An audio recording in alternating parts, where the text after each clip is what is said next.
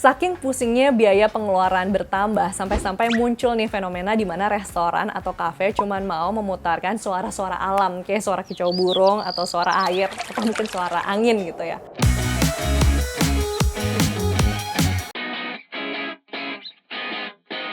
Hai, Cuanomics di sini. Apa kabarnya di sana? Udah pada tahu belum kalau sekarang nggak boleh loh sembarangan muterin lagu atau musik di tempat umum? Karena nantinya bisa-bisa kena sanksi loh, yaitu sanksi atas pelanggaran hak cipta. Ini persis banget kayak restoran waralaba yang ada di Bali, yang dimana pemilik lisensi waralabanya itu dilaporkan atas dugaan pelanggaran hak cipta. Gara-gara restoran tersebut memutarkan lagu tanpa izin dan belum bayar royalti sejak tahun 2022. Emang sih, penggunaan lagu atau musik di tempat umum, kayak misalnya di kafe, restoran gitu atau warung makan, itu sebenarnya ya ada aturannya. Karena memang lagu yang kita dengarkan ini adalah sebuah karya yang memang mempunyai hak ciptanya dan wajib dihargai dengan membayar royalti. Royalti itu sendiri adalah bayaran yang diberikan kepada pemilik karya tersebut. Dan sebenarnya itu semua juga sudah diatur ya dalam sebuah regulasi, yaitu Undang-Undang Nomor 28 Tahun 2014 di pasal 40 ayat 1 tepatnya.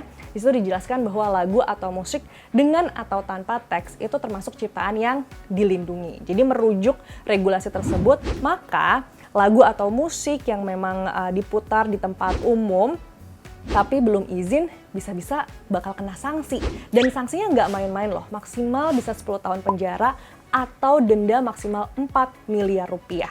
Dan lebih dalam lagi nih kalau kita merujuk pada peraturan pemerintah nomor 56 tahun 2021 tentang pengelolaan royalti hak cipta lagu atau musik di pasal 3-nya tuh ya. Di situ dijelaskan bahwa setiap orang sih sebenarnya bisa ya menggunakan lagu atau musik begitu di tempat umum ya asal membayar royalti gitu ya, yang dimana lagu itu bisa diputar lah secara komersil dan dalam bentuk layanan publik itu bisa gitu diputar, tapi ya dengan membayar royalti kepada sang penciptanya atau mungkin kepada pemegang hak ciptanya atau juga kepada pemilik hak terkait. Dan royalti itu bisa dibayarkan melalui Lembaga Manajemen Kolektif Nasional atau LMKN. LMKN yang diresmikan oleh Kementerian Hukum tidak hanya berwenang untuk mengumpulkan royalti dari penggunaan lagu atau musik, tapi juga bertugas untuk mendistribusikan hasil royalti yang sudah dikumpulkan kepada pencipta dan pemilik hak lagu atau musik tersebut. Dengan kata lain nih, pengguna lagu atau musik dalam hal ini adalah pelaku usaha, udah nggak perlu lagi tuh repot-repot bayar royalti ke masing-masing pencipta lagu, karena semuanya udah diurusin sama LMKN. Yang perlu dilakukan adalah pelaku usaha ini mendaftarkan usahanya ke website LMKN untuk tahu usahanya ini termasuk yang kategori yang mana gitu. Karena tarif royalti lagu atau musik ini berbeda-beda tergantung jenis usahanya. Kita mulai aja dari yang sekelas UMKM ya, kayak restoran atau kafe. Nah, untuk kategori ini dihitungnya berdasarkan jumlah kursi yang disediakan. Kemudian tarif royaltinya terdiri dari Rp60.000 untuk hak pencipta dan Rp60.000 per kursi untuk hak terkait. Nah, cara ngitungnya, misalnya kita ambil contoh restoran ya, yang menyediakan kursi sebanyak 15 kursi.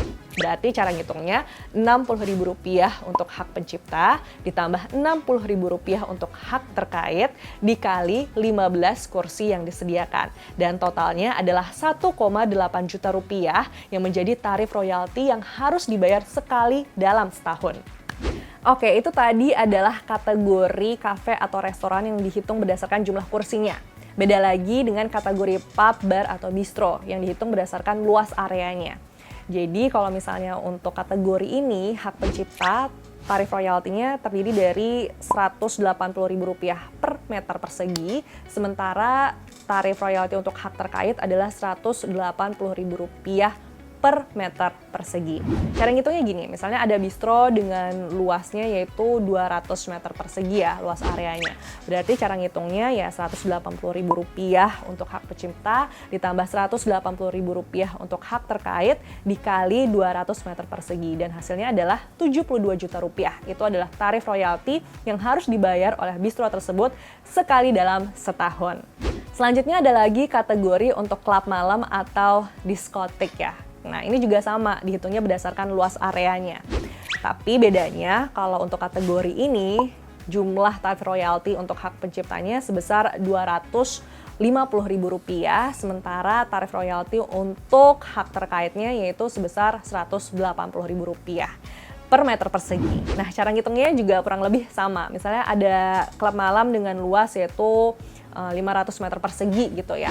Berarti cara ngitungnya adalah Rp250.000 untuk hak pencipta ditambah Rp180.000 untuk hak terkait dikali 500 meter persegi. Dan totalnya adalah Rp215 juta yang menjadi tarif royalti yang harus dibayar oleh klub malam tersebut setahun sekali. Jadi intinya pemilik usaha itu cukup membayar tarif royalti selama sekali ya dalam setahun. Setelah itu bisa bebas tuh dengan leluasa menggunakan lagu dari berbagai label musik di bawah naungan LMKN secara sah dan tanpa khawatir melakukan pelanggaran hak cipta. Tapi yang perlu diingat juga adalah tarif royalti tetap harus dibayar walaupun lagu ini diputar melalui layanan streaming resmi dan berbayar. Tapi pada akhirnya, kebijakan ini ternyata menjadi suatu dilema gitu. Karena satu sisi, kebijakan ini memang berpihak pada sang pembuat karya ya. Jadi suatu bentuk penghormatan lah terhadap karya cipta dan agar siapapun yang terlibat dalam industri musik juga bisa hidup sejahtera. Tapi di sisi lain, ternyata para pelaku usaha ini agak keberatan gitu dengan adanya tarif royalti musik ini. Kenapa? Ya mungkin karena di tengah ekonomi saat ini, di saat para pelaku usaha itu sedang berjuang gitu ya untuk meningkatkan omset penjualan mereka, ternyata harus ada pengeluaran tambahan lagi.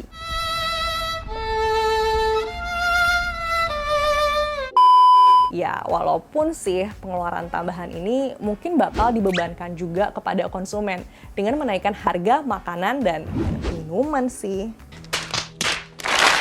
Saking pusingnya biaya pengeluaran bertambah, sampai-sampai muncul nih fenomena di mana restoran atau kafe cuman mau memutarkan suara-suara alam, kayak suara kicau burung atau suara air, atau mungkin suara angin gitu ya. Walaupun nih, kalau menurut Ketua LMKN Dharma Oratmangun bilang, mau itu suara kicau burung atau apapun itu, tetap saja ada hak cipta yang melekat di sana. Maksudnya, produsen yang merekam suara itu tetap mempunyai hak terhadap materi rekaman tersebut. Apa rekam suara sendiri aja kali ya? Oke. Cuman ya, ini kembali menjadi PR sih untuk menciptakan kebijakan yang adil dan transparan.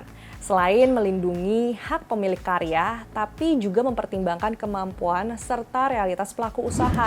Sehingga ini menjadi tantangan nih untuk bisa mendapatkan titik temu antara apresiasi karya kreatif dan keberlangsungan suatu usaha, utamanya untuk UMKM.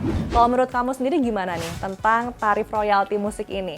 Coba ya, tulis komentar kamu di kolom komentar, tapi jangan lupa like and share konten ini. Sampai jumpa!